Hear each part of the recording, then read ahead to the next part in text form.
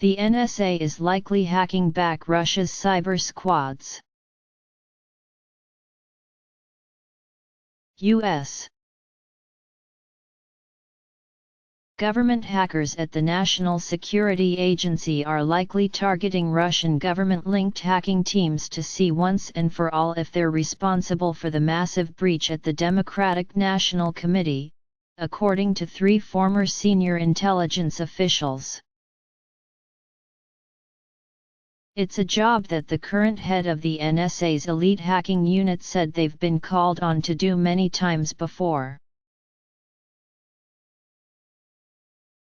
Robert Joyce, chief of the NSA's shadowy tailored access operations, declined to comment on the DNC hack specifically, but said in general that the NSA has technical capabilities and legal authorities that allow the agency to hack back suspected hacking groups, infiltrating their systems to gather intelligence about their operations in the wake of a cyber attack. In terms of the foreign intelligence mission, one of the things we have to do is try to understand who did a breach, who is responsible for a breach, Joyce told ABC News in a rare interview this week. So we will use the NSA's authorities to pursue foreign intelligence to try to get back into that collection, to understand who did it and get the attribution.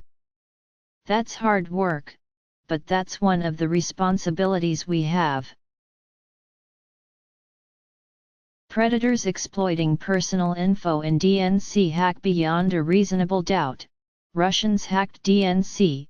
Analyst says the NSA deferred direct questions about its potential involvement in the DNC hack investigation to the FBI, which is the leading agency in that probe. Representatives for the Bureau have not returned ABC News' request for comment. Lisa Monaco, President Obama's Homeland Security and Counterterrorism Advisor whose responsibilities include cyber policy, declined to comment. A former senior U.S.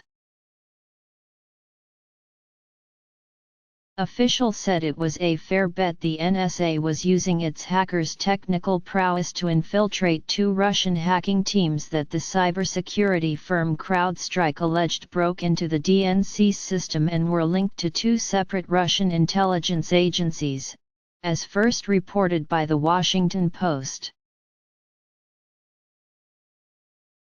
In some past unrelated cases, the former official said, NSA hackers have been able to watch from the inside as malicious actors conduct their operations in real time.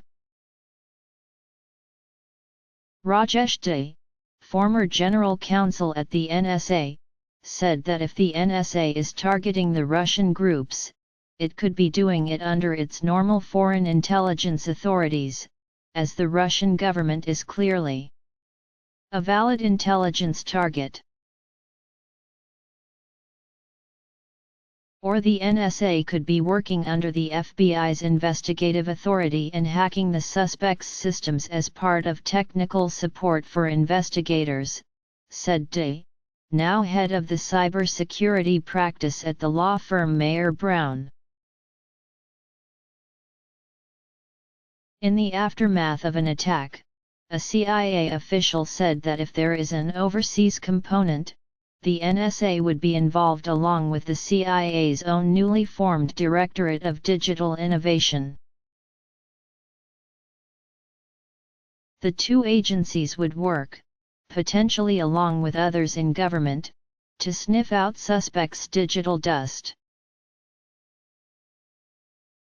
It turns out that the people who carry out these activities use their keyboards for other things too, said Sean Roche, Associate Deputy Director for Digital Innovation at the CIA.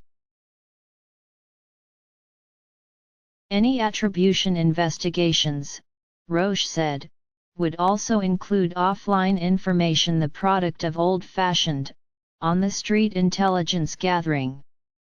Like Joyce, Roche said he was speaking generally and could not comment on the DNC hack. While U.S. officials have told news outlets anonymously they concur with Crowdstrike and other private cybersecurity firms who have pointed to Russian culpability, the U.S. government has declined to publicly blame the Russians. The Russian government has said the hacking allegations are absurd. Director of National Intelligence James Clapper told the audience at the Aspen Security Forum Thursday that the U.S.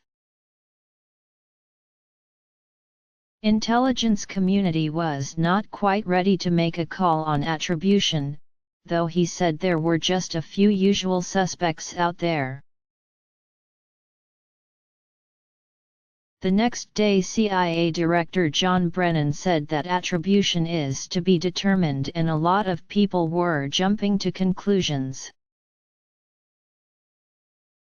Professional hackers often use proxies, Brennan said, so investigators have to make 2 or 3 hops before tracing cyber attacks back to a state's intelligence agency, which makes the attribution process more difficult. Kenneth Gears, a former cyber analyst at the Pentagon who recently published a book about Russian cyber operations, told ABC News earlier this week that he didn't necessarily doubt it was the Russians, but said that even in the best cases when doing cyber investigations, you can have a preponderance of evidence, and in nation-state cases, that's likely what you'll have, but that's all you'll have. That, he said, opens the possibility, however remote, that a very clever hacker or hacking team could be framing the Russians.